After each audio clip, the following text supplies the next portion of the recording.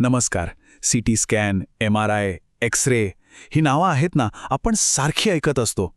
पण खरंच यात नेमका फरक काय आहे? खूप गोंधळ होतो नाही का? चला तर मग आज हा सगळा गोंधळ एकदम सोप्या भाषेत कायमचा संपवून टाकूया. अशी कल्पना करा की डॉक्टर आपल्याला एखादा स्कॅन करायला सांगतात आणि आपल्या डोक्यात लगेच प्रश्न येतो की अरे पण कोणता स्कॅन? या तिघांपैकी नेमका कोणता योग्य आहे आणि तोच का? याच प्रश्नाचं उत्तर आपण आज अगदी सोप्या पद्धतीने शोधणार आहोत. चला तर मग सुरुवात करू या सगळ्यात बेसिक आणि आपल्या ओळखीच्या तंत्रज्ञानापासून, म्हणजेच एक्स-रे पासून. एक्स-रे म्हणजे काय असं कुणी विचारलं तर सगळ्यात सोपं उत्तर म्हणजे तो आपल्या शरीराचा एक 2D फोटो आहे. हो, अगदी खरं. जसा आपण मोबाईलने फोटो काढतो ना, तसाच हा शरीराच्या आतल्या, विशेषतः हाडांसारख्या कठीण भागांचा काढलेला एक फोटो असतो. बरं, मग एक्स-रेचे फायदे काय आहेत? सगळ्यात महत्त्वाचं म्हणजे हे खूपच जलद आहे. म्हणजे फक्त 1-2 मिनिटात काम होतं. यात रेडिएशनचं प्रमाणही खूप कमी असतं. आणि हो, खर्च तर त्याहूनही कमी. म्हणूनच बघा, हाडं मोडली किंवा छातीची तपासणी करायची असेल तर डॉक्टर सगळ्यात आधी एक्स-रे करायला सांगतात.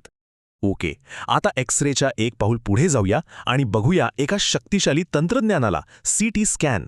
आपण याला एक्स-रेचं एक ॲडव्हान्स व्हर्जन असंही म्हणू शकतो. आता सीटी स्कॅन नेमकं कसं काम करतं हे समजून घेण्यासाठी एक मस्त उदाहरण आहे. आपल्या घरातला ब्रेड. विचार करा, जसं आपण ब्रेडचे एक एक स्लाइस कापतो आणि ते सगळे एकत्र जोडले की पूर्ण ब्रेड दिसतो. अगदी तसंच सीटी स्कॅन मशीन काय करतं तर शरीराचे असेच अनेक पातळ स्लाइस म्हणजे 2D एक्स-रे इमेजेस घेते आणि मग कॉम्प्युटर या सगळ्या स्लाइसना जोडून एक संपूर्ण 3D इमेज बनवतो. आहे की नाही भारी कल्पना? आणि यामुळेच या दोघांमधला मुख्य फरक एकदम स्पष्ट होतो. बघा, एक्स-रे आपल्याला फक्त एक 2D इमेज देतो, पण सीटी स्कॅन मात्र एक पूर्ण 3D इमेज देतो. याचा फायदा काय? तर हाडांसोबतच आपल्याला शरीराच्या आतल्या मऊ उती म्हणजे सॉफ्ट टिश्यूजची सुद्धा खूप चांगली आणि तपशीलवार माहिती मिळते. मग याचा नेमका उपयोग कुठं होतो? तर अपघात, शरीराच्या आत होणारा रक्तस्राव किंवा एखादा ट्यूमर शोधण्यासारख्या गंभीर आणि आपत्कालीन परिस्थितीमध्ये सीटी स्कॅन खूपच महत्त्वाचा ठरतो. हे स्कॅनसुद्धा खूप जलद आहे. साधारणपणे 5 ते 10 मिनिटात पूर्ण होतं. पण एक गोष्ट लक्षात ठेवली पाहिजे की यात एक्स-रेच्या तुलनेत रेडिएशनचं प्रमाण थोडंसं जास्त असतं. चला, आता आपण तिसऱ्या तंत्रज्ञानाकडे वळूया, MRI. आणि एक गोष्ट सांगतो, हे एक्स-रे आणि सीटी स्कॅनपेक्षा पूर्णपणे म्हणजे अगदी पूर्णपणे वेगळं आहे. आणि यातला सगळ्यात मोठा आणि महत्त्वाचा फरक म्हणजे काय तर या तंत्रज्ञानात रेडिएशनचा वापर 0 आहे. हो, बरोबर ऐकलं. यात रेडिएशन अजिबात वापरलं जात नाही. मग प्रश्न येतो की हे काम करतं कसं? तर MRI म्हणजेच मॅग्नेटिक रेझोनन्स इमेजिंग हे नावच सगळं सांगतं.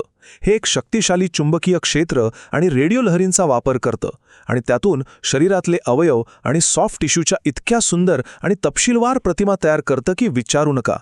यात एक्स-रे किरणांचा काहीही म्हणजे काहीही संबंध नाही. MRIची खासियत काय आहे माहितीये? तर सॉफ्ट टिश्यूजची अगदी सखोल, तपशीलवार माहिती देणं.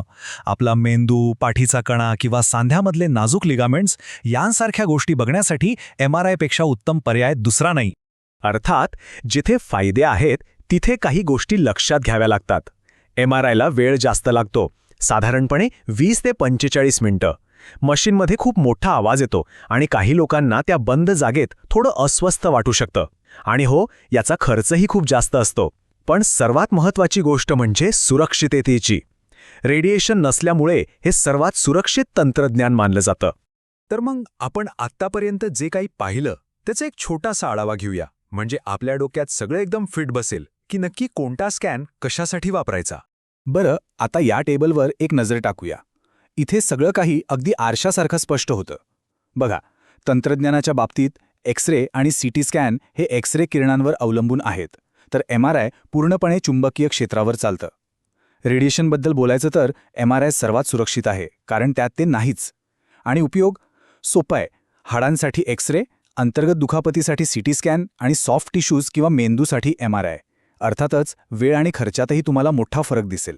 आता हे सगळं लक्षात ठेवण्यासाठी एक सोपी युक्ती सांगतो. एक्स-रे म्हणजे काय? तर एक साधा 2D फोटो. सीटी स्कॅन ब्रेडचे 3D स्लाइस आणि MRI सॉफ्ट टिश्यूजमध्ये खोलवर डोकावून बघण्याची क्षमता. बघा किती सोपा आहे. तर मग ह्या सगळ्या चर्चेचा शेवटचा आणि महत्त्वाचा निष्कर्ष काय? एकदम थोडक्यात सांगतो. जर प्रश्न हाडांचा असेल तर उत्तर आहे एक्स-रे. जर आपत्कालीन परिस्थिती असेल किंवा अंतर्गत दुखापत झाली असेल तर उत्तर आहे सीटी स्कॅन.